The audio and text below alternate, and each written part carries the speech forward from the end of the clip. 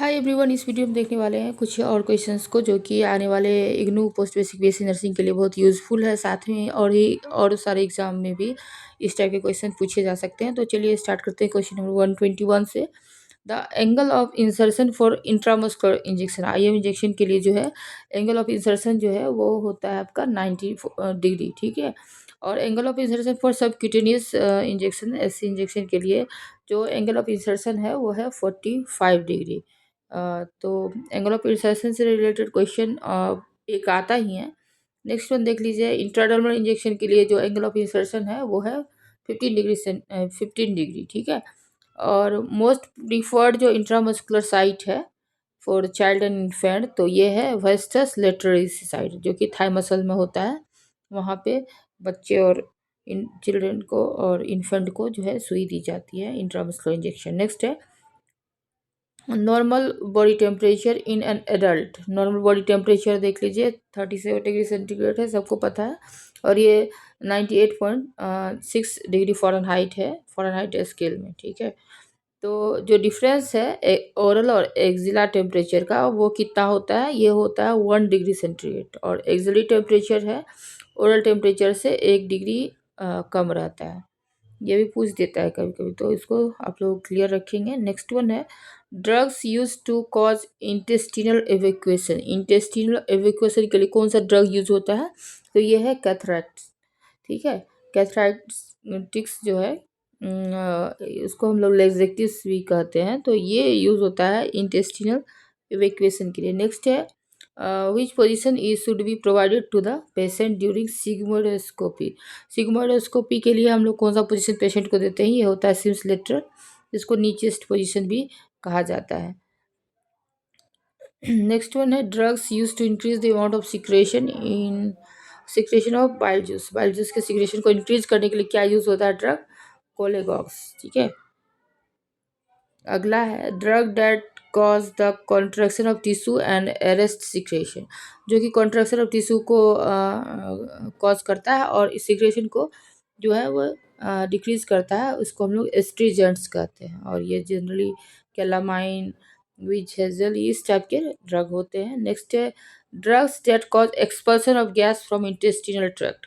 Intestinal tract से कौन drug जो है गैस को बाहर निकालता है, ये कहलाता है कार्मिनेटिव्स।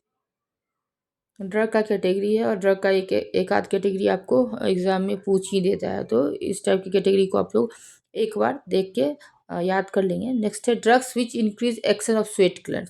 स्वेट ग्लैंड के एक्शन को कौन बढ़ाता है, तो ये है डायफोरेटिक्स, ठीक है। डायफोरेटिक्स है जो कि स्वेट ग्लैंड के एक्शन को इंक्रीज करता है। नेक्स्ट है most common complication of spinal anaesthesia. Spinal anaesthesia का जो कॉमन जो कॉम्प्लिकेशन देखने को मिलेगा ये है हाइपोटेंशन। इसमें बीपी जो डिक्रीज हो सकता है वो ज़्यादा। Next one drugs that dilate pupils. Pupils को कौन डायलेट करता है, तो ये है आपका माइड्रेटिक्स, ठीक है। और जो पीपल को कॉन्स्ट्रिक्ट करेगा वो क्या कहलाएगा, आप लोग कमेंट करके बताएंगे, ठीक है। Next one application of drug to the skin is called age. जो हम लोग ड्रग को स्किन में रगड़ देते हैं तो ये कहलाएगा इनक्शन। और 1 लीटर जो है कितने पाउंड के इक्वल होता है, 30 आउंस के आसपास, जो कि होता है वैसे 33.8 आउंस, बट जनरली 30 पाउंड्स के आसपास जो है 1 लीटर के लिए लिखा जाता है। नेक्स्ट है Florence Nightingale was born on. Florence Nightingale जो जन्म ली थी वो था 12 मई 1820। और इसी डे जो है 12 मई के डेट में ही इसीलिए नर्सेस डे जो है मनाया जाता है। नेक्स्ट है rigidity, tremors, akinesia, monotonous speech और shuffling gait and mask like face. ये सब किस बीमारी का सिम्टम है, ये सब पाया जाएगा पार्किंसन डिजीज में। Rigidity, tremors, akinesia, monotonous speech, shuffling gait and mask like face, ये सब पार्किंसन डिजीज का लक्षण है। नेक्स्ट है drug of choice for treatment of malaria in pregnancy. Pregnancy के ट्रीटमेंट के लिए प्रेगनेंसी मलेरिया के ट्रीटमेंट के लिए कौन सा ड्रग यूज़ होता है, क्विनिन यूज़ होता है। क्लोरोक्विनिन ऐसे दिया जाता है, बट प्रेगनेंसी के लिए क्विनिन जो है सबसे अच्छा सेफ ड्रग है। नेक्स्ट है calculation of paediatrics dosages for medication for children under 1 age is done using formula of.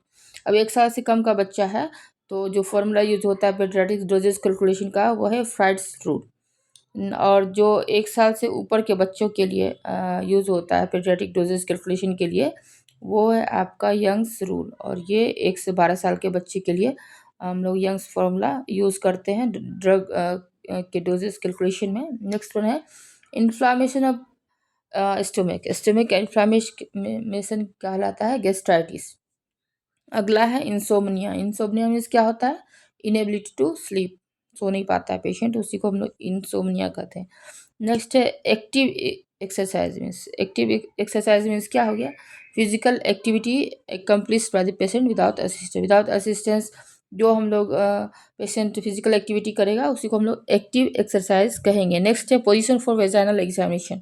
Vaginal examination के जो पोजीशन देते हैं वो है लिथोटोमी पोजीशन, जिसमें पेशेंट जो है बैक बैक होता है हिप्स के और नीज फ्लेक्स होते हैं और फीट जो है स्ट्रिप्स से बांधा रहता है, तो ये है लिथोटोमी पोजीशन। नेक्स्ट है हिप्स फ्लेक्स्ड। हिप्स और नीज फ्लेक्स्ड रहता है एब्डोमेन तक और बटक्स जो है ये जब टेबल पे रहता है तो ये है आपका लिथोटोमी पोजीशन। तो पोजीशन से भी क्वेश्चन आते ही हैं और ये लिथोटोमी पोजीशन जो दिया जाता है जितने भी ऑब्स और गायनी के प्रोसीजर्स हैं उसको करने के लिए लिथोटोमी पोजीशन दिया जाता है। नेक्स्ट है नी चेस्ट पोजीशन को और किस नाम से जानते हैं? नी चेस्ट पोजीशन ये कॉमन क्वेश्चन है जो कि कभी कभार एग्जाम में रिपीट कर ही देता है। तो नी चेस्ट पोजीशन को जेनोपेक्टोरल पोजीशन कहते हैं, जिसमें पेशेंट जो है वो नीज और चेस्ट के बल पे लेटा रहता है। नेक्स्ट है position for genito urinary surgery. Genito urinary surgery मायदे में कुछ होना है तो उसके लिए भी लिथोटोमी पोजीशन ही दिया जाता है। नेक्स्ट है position for exam of rectum या वेजाइना एंड पोस्टपार्टम एक्सरसाइज। तो इस सब कंडीशन में नी चेस्ट पोजीशन को एडवाइस किया जाता है। अगला है difficult evacuation of hard faecal matter. जो भी आपका फीकल मैटर है वो निकलने में दिक्कत हो रहा है, हार्ड आ रहा है, तो उसको हम लोग क्या कहते हैं? कॉन्स्टिपेशन। नेक्स्ट वन देख लेते हैं एबनॉर्मल फ्रीक्वेंसी या लिक्विफिकेशन ऑफ फेसेस। अब एबनॉर्मल तरीके से या उसका फ्रीक्वेंसी फेसेस के आने का वो एबनॉर्मल है तो इसको हम लोग कहेंगे डायरिया। नेक्स्ट है which agent produces dissociative anaesthesia. Dissociative anaesthesia किसको कहा जाता है? ये है आपका केटामिन। नेक्स्ट है इनवॉलंटरी पासिंग ऑफ यूरिन। जो यूरिन पास होता है उसको हम लोग कहेंगे मिक्सचरेशन, यूरिनेशन भी इसको कहा जाता है। नेक्स्ट है expulsion of wastage from body. जो वेस्टेज का एक्सपल्सन होता है स्किन लंग्स ईटीसी के थ्रू, इसी को कहते हैं हम लोग इलिमिनेशन। नेक्स्ट है expelling of urine from bladder. Urine bladder से निकलना भी मिक्सचरेशन हो गया। नेक्स्ट है टर्म मेलेनामिस। मेलेनामिस क्या होता है? मेलेना के बारे में पूछ देता है। ये डार्क कलर स्टारी स्टूल है जो कि ब्लड को कंटेन करता है, तो ये टर्म मेलेना हो गया। नेक्स्ट है पायरिया किसको कहेंगे? पायरिया हो गया पस इन यूरिन और ये इन्फेक्शन को इंडिकेट करता है। नेक्स्ट है डायसूरिया। डायसूरिया क्या हो गया? पेनफुल और डिफिकल्ट यूरिनेशन, डायसूरिया। पायरिया हो गया पस इन यूरिन। अगला क्वेश्चन देखते हैं। नेक्स्ट वन है condition where urine can not be expelled. ऐसा कंडीशन जिसमें यूरिन बाहर ही नहीं आता है तो ये यूरिन रिटेंशन कहलाता है। Next one concept medicated mass for rectum. जो कॉन्सेप्ट मेडिकेशन दिया जाता है रेक्टम के लिए तो ये है सपोजिटरी। नेक्स्ट है enema given to soften hard faecal matter. Hard जो फीकल मैटर है उसको सॉफ्ट करने के लिए जो एनिमा दिया जाता है उसको हम लोग ऑयल एनिमा कहते हैं। नेक्स्ट वन है enema given to destroy intestinal parasite. Intestinal parasites को मारने के लिए जो एनिमा दिया जाता है उसको कहते हैं एंटी हेलमिंथिक एनिमा। और जो एनिमा गैसियस डिस्टेंशन को रिलीव करेगा उसको हम लोग कहेंगे पर्गेटिव एनिमा। और इसको कार्बोनेटिव एनिमा भी दिया जा सकता है इस कंडीशन में।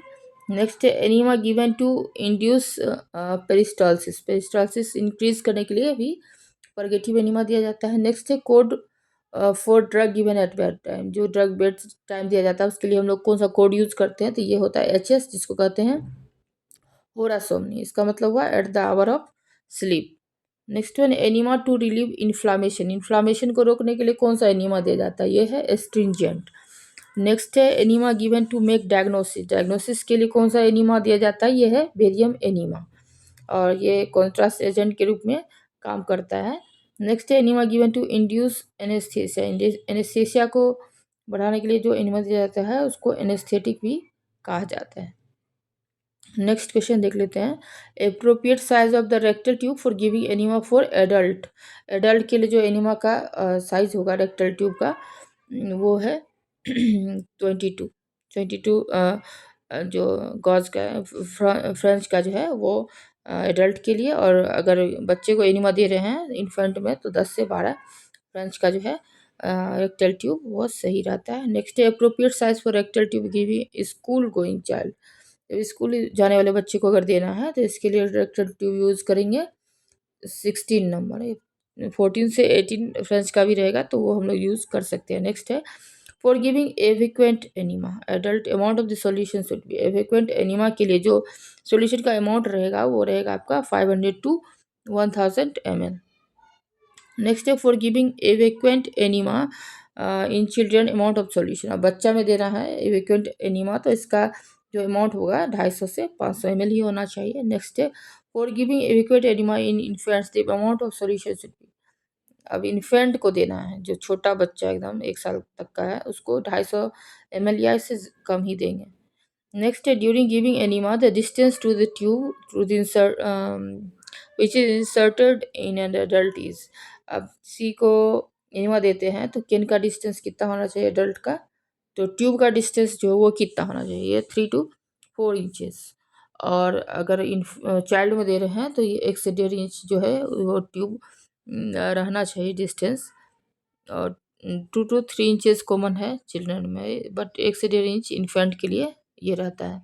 नेक्स्ट है local physiological effect of cold application. Cold application जो यूज़ होता है उसका लोकल फिजियोलॉजिकल इफेक्ट क्या है कि ये क्या करता है ब्लड फ्लो को रिड्यूस कर देता है। नेक्स्ट है while giving hot application. Hot application जब देते हैं तो temperature of water in hot water बोतल में टेम्परेचर जो है वाटर का वो कितना होता है 110 to 120 डिग्री फ़ारेनहाइट। नेक्स्ट है पी आर एन देखे होंगे आप लोग एडवाइस रहता है। तो पीआरएन मतलब क्या हो गया, पीआरएन मतलब इफ नेसेसरी इन इमरजेंसी या एज नीडेड।